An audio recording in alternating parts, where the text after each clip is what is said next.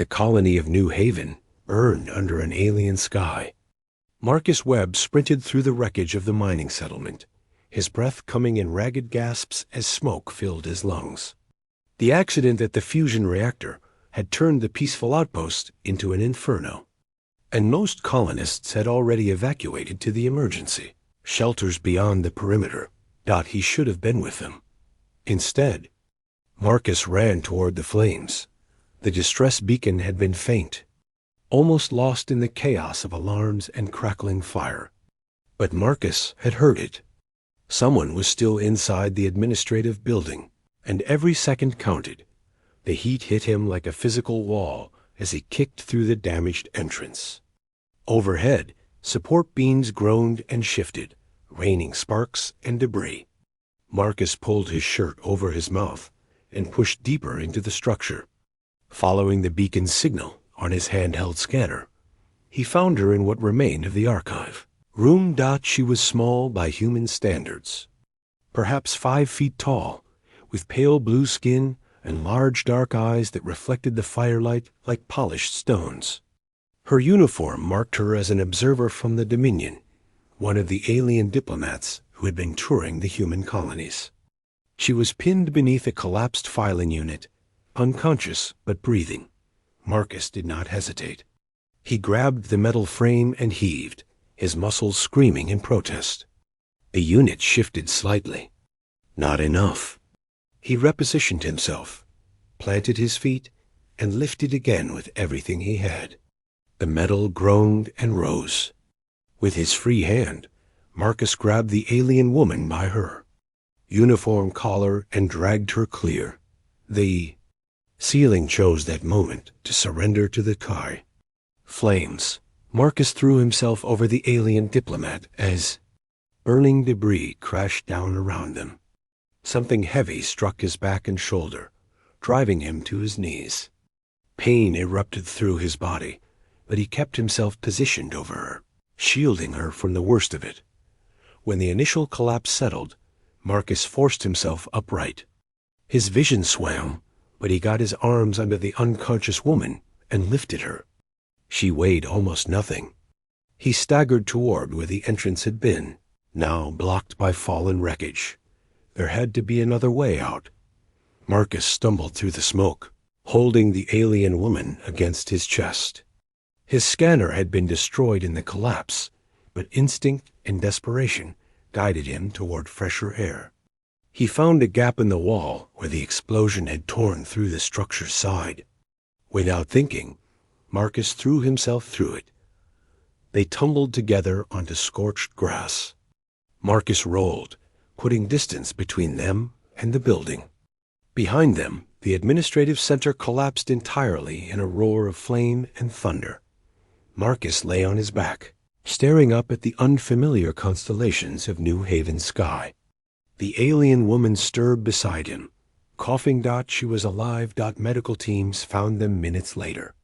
Marcus finally allowed himself to lose consciousness as they loaded him onto a stretcher. He woke 3 days later in the colony's medical center. His back and shoulder had been badly burned, and several ribs were cracked. The doctors told him he was lucky to be alive. The alien woman had survived with minor injuries. Marcus spent 2 weeks recovering before they cleared him to receive visitors beyond his immediate family. He expected maybe a few friends from the mining crew. What he got instead was considerably more complicated.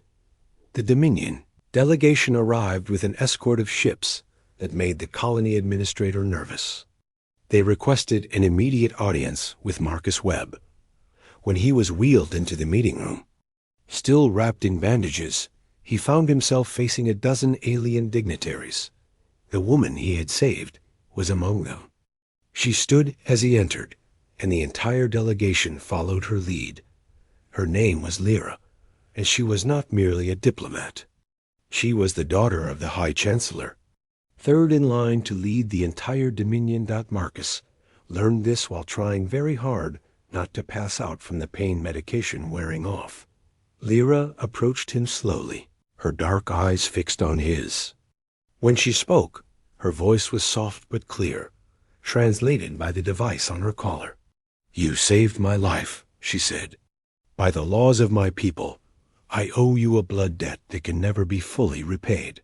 Marcus shifted uncomfortably in his wheelchair. I just did what anyone would do. No, Lyra said firmly. You did what almost no one would do. You ran into fire. You shielded me with your own body. You carried me to safety while gravely injured. This is not common behavior, Marcus Webb. This is extraordinary. The lead diplomat, an elderly alien named Koros, stepped forward. The Dominion takes such debts with absolute seriousness. You have saved not just a life, but a member of the ruling family. We are bound by honor to recognize this. Marcus frowned. I don't want anything. I'm just glad she's okay. The aliens exchanged glances. Lyra's expression softened. That makes it even more significant, she said. You ask for nothing. You expect nothing. This selflessness is noted. What Marcus did not understand then was how deeply the Dominion valued such things. Their society had been built on codes of honor and debt that stretched back thousands of years. To save a life, especially at risk to one's own, created bonds that transcended politics or economics. The humans of New Haven were about to learn what that meant. Within weeks, Dominion ships arrived bearing gifts. Medical technology that could regenerate damaged tissue. Agricultural equipment that would triple crop yields. Educational resources that had been denied to human colonies as too advanced. The generosity was overwhelming and unexpected, but it went deeper than gifts. The Dominion opened trade agreements on terms so favorable that human negotiators suspected tricks. There were no tricks. When human colonies faced raids from hostile species in neighboring sectors, Dominion warships appeared to drive them off. No payment was requested. No political concessions were demanded. Representatives from Earth's government arrived at New Haven, confused and concerned by the sudden shift in alien relations. For decades, humanity had been treated as newcomers to the galactic community, barely tolerated and frequently exploited. Now the Dominion, one of the most powerful civilizations in known space, was treating them as honored friends.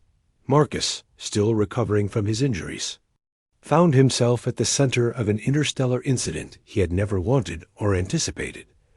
Lyra returned to New Haven 6 months later, this time with her father, High Chancellor Vorn himself. The ruler of the Dominion was an imposing figure, tall and distinguished, his presence filling any room he entered. But when he met Marcus, the Chancellor bowed.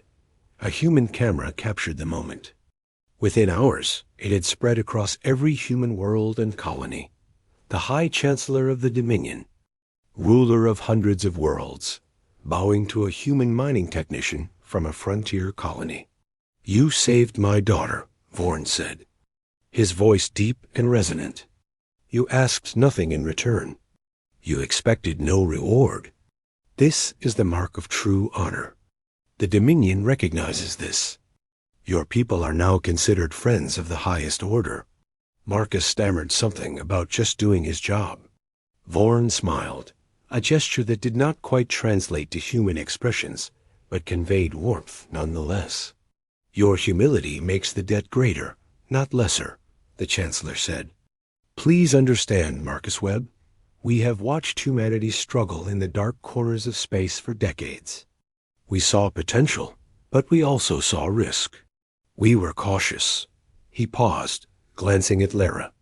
My daughter's visit to your colony was part of an evaluation. We were deciding whether humanity was ready for closer relations, for the benefits and responsibilities that would bring. Then you ran into fire. Marcus blinked. That changed things? Completely, Lyra interjected. It showed us who you are. Not your technology or your military strength. Your character. Your willingness to sacrifice for others, even strangers from another world. That cannot be faked or negotiated. It simply is. Over the following year, the relationship between humanity and the Dominion deepened. Human engineers worked alongside Dominion scientists. Human artists collaborated with alien creators. Human colonies received protection and support that transformed them from struggling outposts to thriving communities. Other alien civilizations watched this shift with confusion and, in some cases, alarm.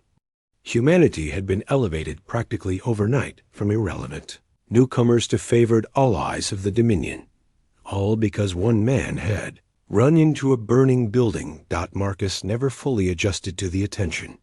He returned to work at the mining operation, though his injuries meant he took a supervisory role rather than working the equipment directly. He gave interviews when pressed, but always tried to redirect attention to the rescue teams and medical personnel who had actually saved lives in the disaster's aftermath. But the Dominion remembered, and they made sure the galaxy remembered too. 2 years after the fire, a monument was erected at New Haven. It showed a human figure carrying an alien through flames, cast in metal that would endure for centuries. The inscription was written in both human languages and Dominion script.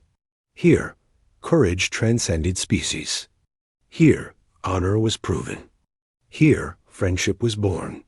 Marcus attended the unveiling ceremony. He stood beside Lyra, who had become a regular visitor to New Haven, working to strengthen the bonds between their peoples.